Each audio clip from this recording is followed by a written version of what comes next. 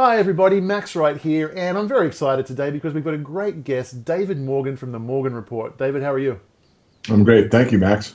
Excellent, buddy. I've been a fan of yours for years. I've been watching you for a long time. We actually met about 4 or 5 years ago briefly, and you really kind of opened my eyes to the broad spectrum of commodities and gold and silver in particular at that time. I know you've broadened your horizons a lot down that regard, but let's check in for first and just get a little bit of a pulse on the general state of the economy and things that are going on.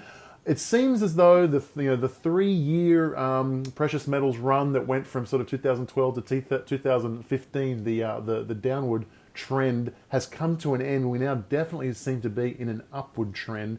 Do you mind talking a little bit about that and what you kind of see for the future? Certainly. First of all, there's a couple things that most people may not know, and that is something I've probably overstated, but it bears repeating. And that is 90% of the move comes in the last 10% of the time. I did a webinar for free for those that are on our mailing list, and now it's logged onto our main website for website members. The idea being that the huge moves are in a third leg, and this goes to Elliott Wave, and I'm not a huge Elliott Wave fan, but just looking at markets in general and studying them, there's usually a wave up and a wave down, a move up, a move down, and then the last move up is huge. And this is the massive wave where the public comes in, and I think this time it's going to go in the financial record books. I don't want to oversell it, but the point, Max, is simple. Nothing has really been solved since the financial crisis, and that's the words that the mainstream financial press uses, of 2008. It's basically been papered over and it hasn't worked. QE1, 2, 3, all the easing, the negative interest rates. I mean, they've thrown everything and the kitchen sink at this problem, and it does not work. If it worked, Zimbabwe would have been able to print their way out of their financial problems because the idea you can print wealth to get out of a big financial conundrum, and this, of course, does not work. And so now these bankers, the financial system at large, is in a quandary. They really don't know what to do, and they really don't have much ammunition left, which begs the idea that people are starting to come more to their senses and take it on their own behalf of what they have to do, either as an individual or a community or maybe even a nation state, to protect themselves. I mean, the Brexit is a great example. The people voted that they wanted to have less authority, less rule.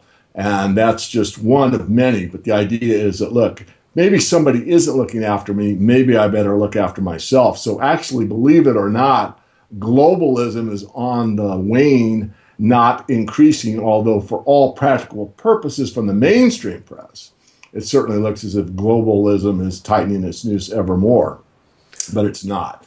So that's the idea, that people have to take their personal responsibility and prepare for the financial future and all else that entails, because as you know, Max, we've discussed off record, the corruption runs very, very deep. It's in the political system, the monetary system, it's in the food chain, it's in the water supply, it's in the air supply, it's pervasive. Just about everything on the planet has been corrupted in one way, shape, or form, and there's very few leaders that are willing to stand up and talk about it. But this is the truth. Yeah, and I jumped right in there with 2 feet, and we went straight to gold and silver. But I think you raise a really important point there. There is some broader issues there, and gold and silver, among other things, might be a solution to a financial problem. But there's a much bigger problem, and we kind of enjoy talking about the financial aspect among the other aspects. But it's so important. I mean, you can't help people if you're in the breadlines yourself. And so it's super important to understand what are the broader categories of things going on. Where are the awakenings taking place? Why are they taking place? I remember a mentor of mine once told me, he said, if to the degree that the model of the world that you have in your mind is accurate, is the degree to which the world makes sense. And I know, said another way, that if your model of the world is inaccurate, or if the world is doing things that doesn't make sense to you, then your model of the world is inaccurate. You believe falsehoods. You believe things to be not true. And I think that's really interesting. The mainstream media, throughout Brexit, throughout the Trump phenomenon, throughout this whole process, they're all scratching their heads, clueless. Why is Trump popular? I don't understand. Why do people want to leave the European Union? They can't fathom it because the mainstream media and the establishment, their model of the world is broken, and they can't fathom why the market is reacting the way it's reacting, be it in terms of the way we choose to consume information, which is moving away from the mainstream media and moving to bloggers and article writers and YouTube channels and things like that, or be it in things like investment strategies and where capital flows, all those kinds of things. It's clear that the establishment, their model of the world, is inaccurate. And sadly, because government has grown so big, the establishment, through the Federal Reserve and through Congress and through all the different three-letter agencies, they're so invasive into the economy that they're in control of it. They have a steering wheel over it, and they're steering it off a cliff. And so if people want to protect themselves from a financial catastrophe that I believe is coming, I think you're of the same mind, then there are certain things that we need to do. So maybe you could talk a little bit more about that, and what are the things that you recommend people do? Great. Well, thank you, and well said. I think number one is the most important point is you can be protected financially, and that may not be enough. And I've been making that a point in interviews over the last couple of years. You know, if you go back a decade or two at least, you know, the idea that freedom is financial freedom. And that was pretty much true a couple of decades ago. If you had money, you could pretty much protect yourself, you know, do whatever you wanted. You wouldn't have a boss, all those type of things. The idea of freedom. That no longer holds. One of the things that has to really come across from, you know, anyone in the blogosphere or the alternative media is that really more important than being financially protected, and that's very important, is what is your attitude? What is your world outlook? What are you prepared for? I love one of my favorite quotes is chance favors the prepared mind. If you already have a clear vision of where we truly are in a global financial empire that is failing before our eyes, and that means you're going to have to be more self-reliant, a lot depends on your attitude toward it and what adjustments you can make. For example, in my particular case, you know, I know what it's like to live poor. I know what it was like in college where I'd max out my credit cards and had to borrow money to buy my first car to get to work and that kind of thing. And, you know, it really didn't bother me. You know, of course, I had more energy in those days. But so the idea is that you have to be you have to be prepared emotionally. And that's probably a higher state to be in than even financial preparation. There'll be people that are so addicted to their monetary status, let's say, that if things go the way they could, I'm not saying would, but could go, that they will have an emotional upheaval due to the loss of their ability to buy whatever they want whenever they want to. Versus someone that may have much less financial resources, that is prepared mentally and emotionally, that says, well, you know what, I can't get that kind of brand anymore, and you know, there's this and that, and you know what, I'll just make do with what I've got. So that's number one, I think. Number two is the broad base that you talked about, Max. Look, you've got to look at this thing in a holistic thing. I mean, we all need to eat, we all need to drink water, we all need to have shelter, that kind of thing. And what skill set would be valuable to you and your community in the event of things going, let's say, off a cliff, even for a brief time, like a few months even? Are you, you know, somebody that just trades stocks for a living? That's not a very high skill set if we, you know, jump off that cliff. So what can you add to your life? You know, more of the idea of being a Renaissance man or woman where, you know, you have the skill set where you can, you know, grow a garden, sow whatever. I'm not trying to make this like too doom and gloomy, and I'm not trying to turn this in, excuse the pun, Mad Max, because I don't see it going that way. But I see a huge reset on the financial system, and the reign of plenty is coming to an end. The idea that you have 57 different varieties of pickles in the store, those days are coming to an end. So you're going to go into a supermarket, you know, 2 years hence, 3 years hence, and there'll be pickles probably, but there's going to be about 3 brands left standing. There's not going to be 27 different brands of bread. There's not going to be 17 types of ice cream and that kind of thing. Things are going to contract substantially. Lifestyles are going to change dramatically. And the idea that money alone is going to put you in a place where you can get whatever you want will not be the case. I completely agree with that. And all of the things you said are 100% true. But that's, having said that, we of course do want to take care of all of our houses. We want to take care of our financial house. We want to take care of our skill set house. We want to take care of our attitude house. We want to do all the things we can to make ourselves better and be able to add more value to the world. And that's always what it always comes back to, your ability to add value to the world. So I wouldn't mind sharing with you if I could. I watched The Big Short recently, which is on Netflix. It's a great movie. Really encourage people to watch it. And for people listening, I'd really encourage you to watch it for this reason. It's a really good story, just a good movie, well made, great story. So even if you're not in the least bit interested in the financial lessons of it, you're actually really going to enjoy the movie. So, and I think everyone will. But there's just some things going on. So it's 2008 was the last global financial crisis. We're now 8, 9, 10 years later on. The cycle is generally 7 to 10 years. And so we're about due for some kind of a correction, whatever that may look like.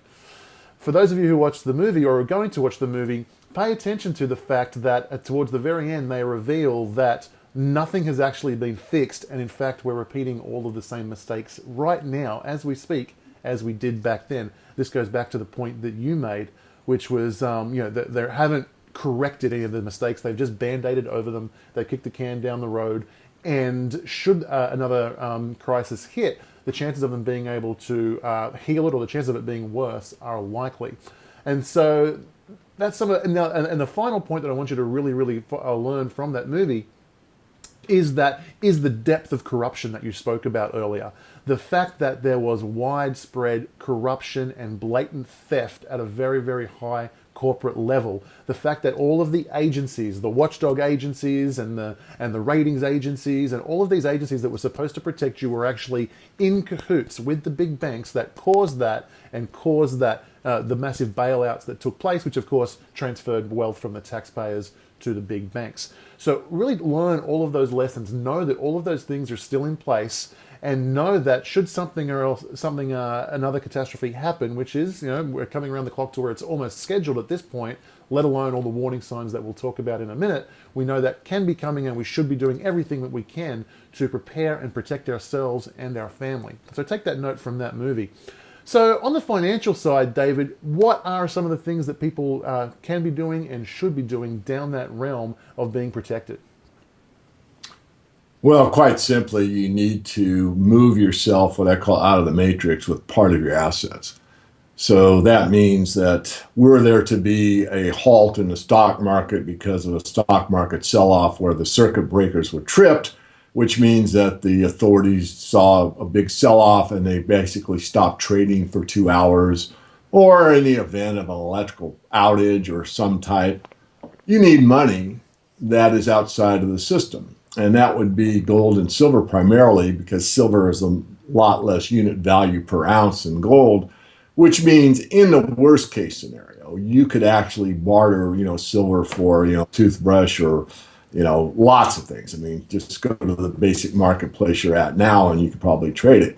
Is that going to happen? Very unlikely. Could it happen? The possibility exists. Regardless of that part of the scenario, the other part is if there's a bail-in, if there is a financial problem that manifests similar to 2008, and I believe that there will be, and I think it'll be bigger, you definitely want to protect yourself from a financial aspect, which again means you want physical wealth that's been wealth for thousands of years, which means gold and silver that you can touch outside of the system. So as a quick thought experiment, in the movie The Empty ATM, it's a documentary about the Argentine currency crisis in 2000, 2001, and the banks didn't steal anybody's money. What they did was they locked it down in their accounts and only allowed them to get like 300 pesos a week, which was ridiculous because people couldn't pay their mortgage or their car payments. I mean, they couldn't even get enough to eat with that kind of restriction. But, your money's still in the bank.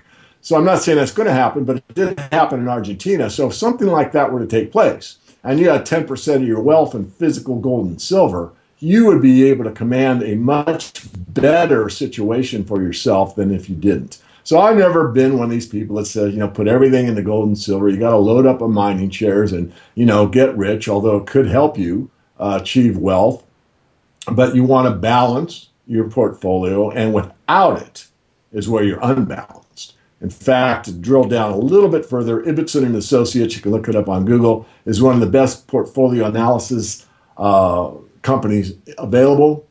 And they took a look several years ago at what is the best portfolio mix for the highest returns under any financial conditions. And it's a 15%, it was around a 10% holding in physical metal. And under the current conditions, they recommended a 15% holding of physical metal.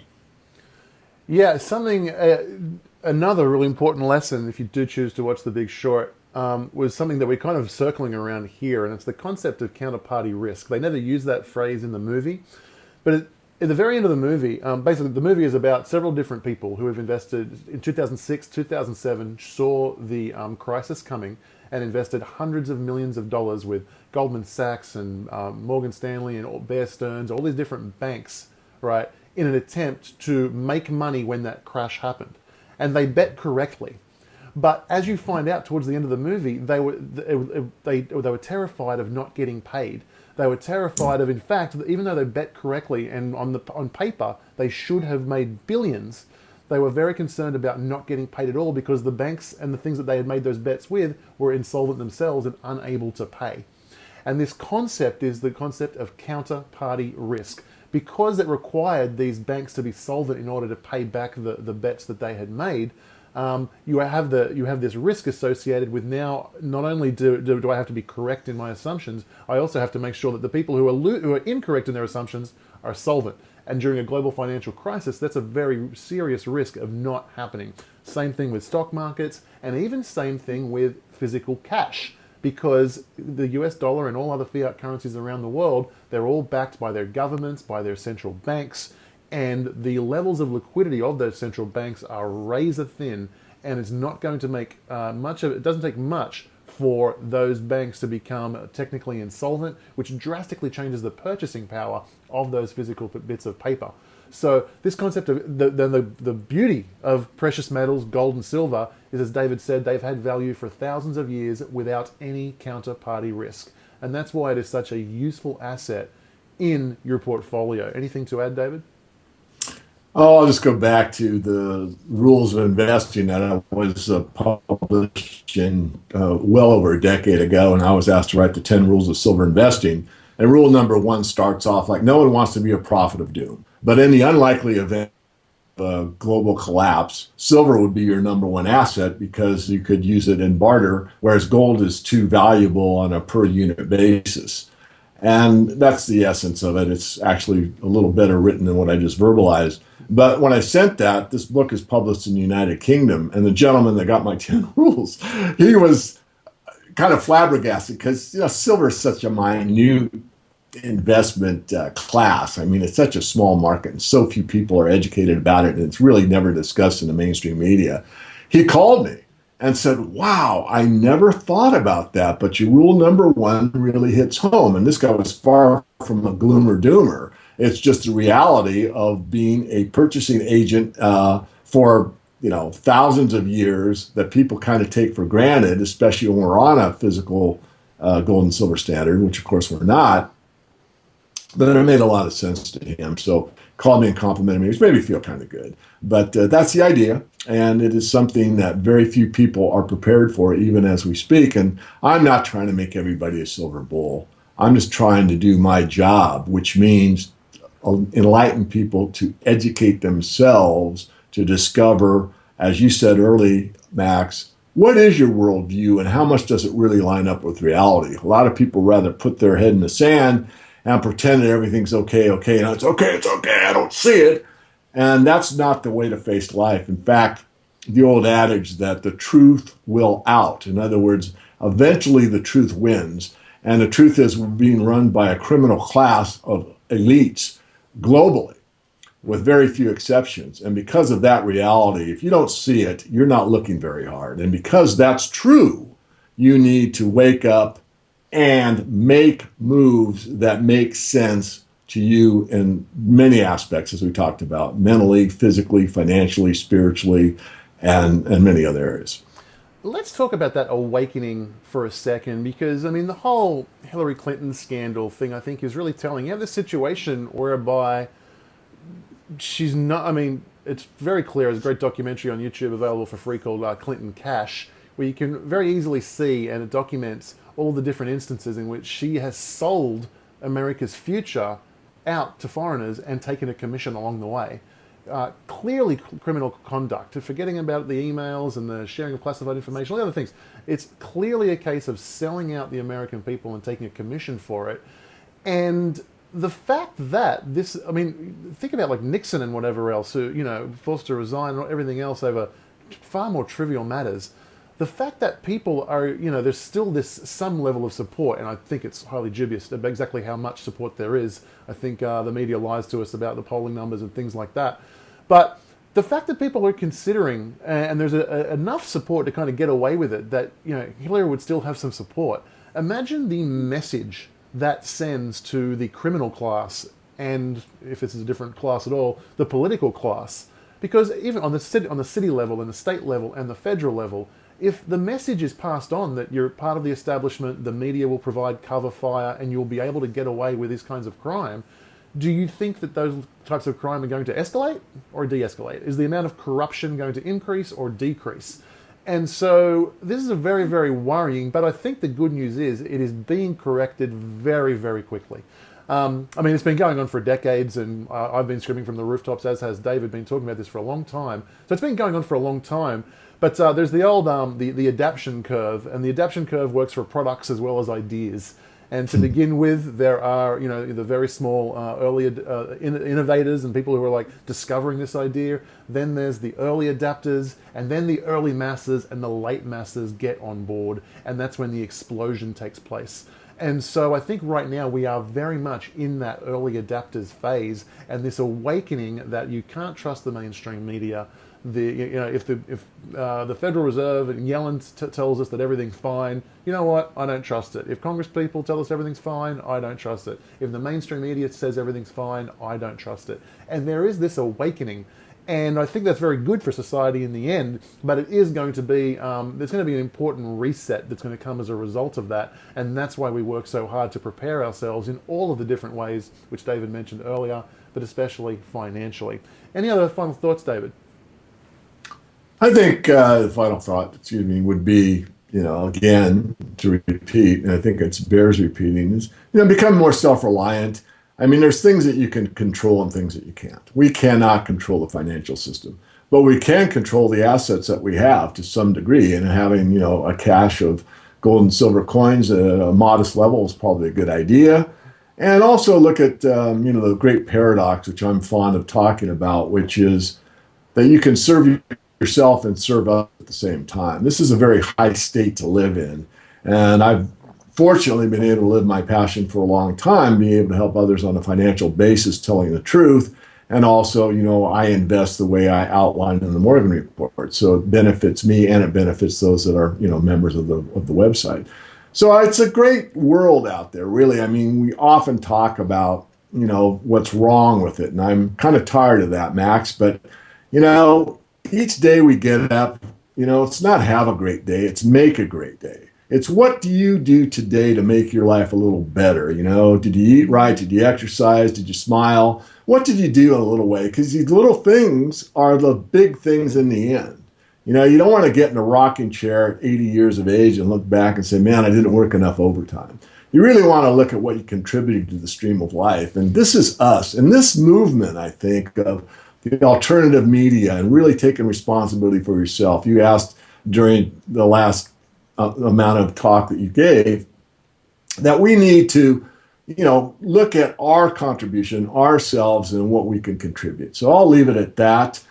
Certainly balance is the key. You want to be balanced financially, mentally, spiritually, and look at putting a smile on your face, because human beings are absolutely magnificent creatures, and we just take ourselves for granted sometimes. Get out there, have a smile, have fun, do what you can control, and be aware of what's out there, but don't stress too much about it. There's things that actually, in the end, I think the truth will out, and we, the people, will be able to come back and actually have a much bigger say of what really goes on this planet than what we've had for the last, let's say, 40, 50 years.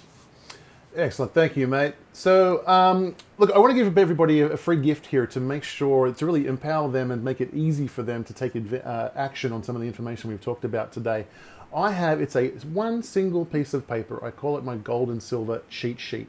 And it's on there is all of the different providers that I use to purchase my gold and silver. They're all over the world, so no matter where you are in the world, you can benefit from this. And in fact, I really recommend, as a really good hedge against some serious calamities, it's also good to hold some of this physical gold and silver outside of your own country.